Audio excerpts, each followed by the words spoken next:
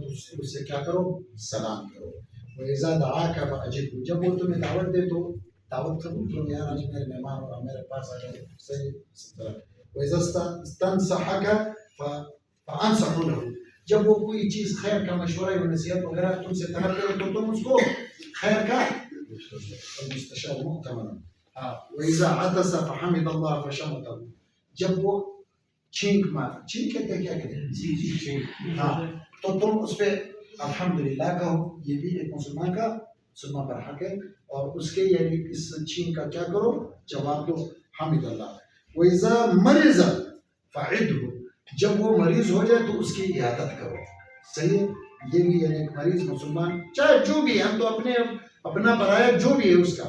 وَإِذَا مَاتَ فَاتَّبِعْهُ الْجِنَازَةَ، جب وہ فوت ہو جائے تو اس کے جنازے میں بھی شرکت کرو. چلو پھر اللہ کے رسول نے ایک اور حدیث بتائی ہے، چونکہ مومنین کے اب عام مسلمانوں کے حقوق ہے، حکمران کی تو بس اسی پہ المؤمن بالمؤمن کالبنیان یشدہ بعضہ بعضا. مومن مسلمان مومن کے لیے بالکل ایسا ہے جس طرح دیوار اینٹیں جو ایک دوسرے کو مضبوط کر لیتی ہے. مومن کا مومن سے رشتہ نہ ہوگا تو پھر وہ معاشرہ مسلمانوں کا بگڑ جائے گا، ختم ہو جائے گا، انتشار کا شکار ہوگا. اس لیے کہا مسلم و اخو المسلم المسلم من سلم المسلمون من لسانه ویده. صحیح مسلمان وہ ہے کہ جو مسلمان کے ہاتھ اور زبان سے اس کی شر سے محفوظ ہو. ما یحب لاخیہ ما یحب لنفسہ، یہی ہمیں حکم دیا کہ جو کچھ اپنے لیے پسند کرتے ہو تب تک تم مومن نہیں ہو سکتے جب تک اپنے بھائی کے لیے بھی لمبی حدیث سے میں مطلب سارا نہیں کرتا.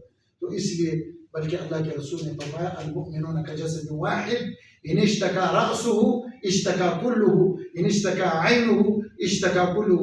ایک مومن دوسرے مومن کا مطلب ایک جسم کے مانند ہے. اگر آنکھ میں درد ہو تو پورے جسم، اور اگر سر میں درد ہو تو پورے جسم. وہ اقبال کے کیا شعر ہے کہ ہندوستان کا پیر و جوان بےتاب ہو جائے، چبھے کانٹا جو کابل میں. مسلمان اس کو کہتے ہیں، مسلمان اس کو کہتے ہیں چبھے کانٹا جو کابل میں، کہ ہندوستان کا پیر و جوان بےتاب ہو جائے. مومن اور جو کچھ اس وقت ہماری کیفیت ہے ایران فلسطین وغیرہ کے حوالے سے، تو یہاں اپنے یہاں نزدیک اپنے مومن کے ساتھ اس طرح کا معاملہ کرنا چاہیے. اچھا، آخری حقوق کافر کی بھی حقوق، مسلمانوں کے، عام انسانوں کے، والدین کے، حکمران کے، رعایا کے، والدین کے، اولاد کے، سب کے حقوق مختصر بیان ہوئے ہیں. تو کافر کے 4 قسم ہیں. ایک کافر حربی ہے، ایک کافر مستعمل ہے، ایک کافر جو ہے نا وہ ذمی ہے، اور ایک کافر معاہد ہے. معاہد صحیح 4 قسم کے کافر ہیں. کافر حربی وہ ہے جس کے ساتھ ابھی تمہاری لڑائی ہے تو فلسطین والے اس کا بالکل خیال نہ رکھے. کیا نام ہے؟ اسرائیل کا، امریکہ کا، ایران والے کا. سہمت حسین کی لڑائی جھگڑا ہے اور عملاً آپ اس کے ساتھ، تو اس کا کوئی حق تمہارے اوپر نہیں ہے کہ آ جاؤ کھانا کھلا دو، آ جاؤ گھر میں میرے ساتھ رہو. اس کا کوئی حق نہیں. دوسرے نمبر پر مستعمل ہے جس نے امن طلب کیا ہے. یہ قرآن میں ثابت ہے. آپ سورۃ توبہ کہتے ہیں مستعمل جس نے امن طلب کیا ہے، عام کافر ہے، یار مجھے یہاں پہ چونکہ آپ کا گاؤں مسلمانوں کا ہے، مجھے یہاں جگہ دے دو، تو اس کو آپ امن بھی دو گے، جگہ بھی دو گے، اور اس کے امن والی جگہ کی حفاظت بھی کرو گے. اور تیسرا جو ہے نا وہ کیا ہے؟ معاہد، جس کے ساتھ معاہدہ ہوا ہے. محمد مصطفیٰ صلی اللہ علیہ وسلم نے بھی یہودی اور ان قبائل کے ساتھ کیا تھا، تو اس معاہدے کی پوری پاسداری کرنی ہے.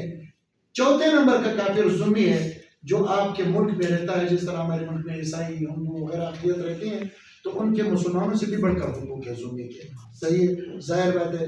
ان کے لیے جو کچھ ہے، یعنی وہ یہاں کا اسپتال استعمال کرے گا، یہاں کا سڑک استعمال کرے گا، یہاں کے دیگر وسائل جو حکومتی ہیں وہ استعمال کریں گے، بلکہ ان کے ساتھ مزید بھی کہ ان کا خیال لوگوں سے زیادہ رکھا جائے گا.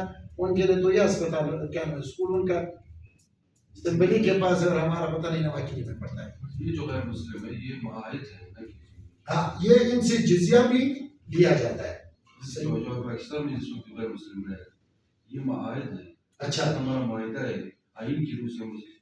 یہ زمین نہیں ہے، کیونکہ زمین وہ ہوتا ہے جس کو آپ نے فتح کیا ہو، مطلب مغلوب. میں نے اصل میں 4 قسم بتایا. معاہدے کی میں نے بات کی کہ معاہدہ جس کے ساتھ بھی ہوا، چاہے یہ ہے یا وہ ہے، اس کے ساتھ معاہدے کی پاسداری کریے. ذمی میں نے اصل میں کافر کی 4 اقسام بیان کی. ذمی تو ظاہر بات ہے اسی کو ہم بناتے ہیں جو اس کے خواتین کو غلام بھی بناتے ہیں, صحیح ہے. لیکن غلام کے علاوہ جو ہے نا آپ کی ریاست میں رہنا چاہتے ہیں, ذمی اسی کو کہا جاتا ہے. ان کے ساتھ بھی ایک قسم کا ایگریمنٹ ہو جاتا ہے. ایک تو عمومی وہ ہے, اس کے ساتھ بھی کہ بھائی حکومت نے ان کے حتیٰ کہ ذمی کو تو یہاں تک اجازت ہے کہ وہ اپنی دین کی بھی تبلیغ کر سکتا ہے. البتہ آپ کے دین کے راستے میں حائل اور رکاوٹ نہیں بنے گا, اور جو آپ کے ملک کے قوانین اس کو توڑے گا نہیں. جب کرے گا تو اس کے ساتھ پھر وہ الگ سے احکام ہے. اللہ مجھے بھی آپ کو, میں تمام دوستوں کا بالخصوص محترم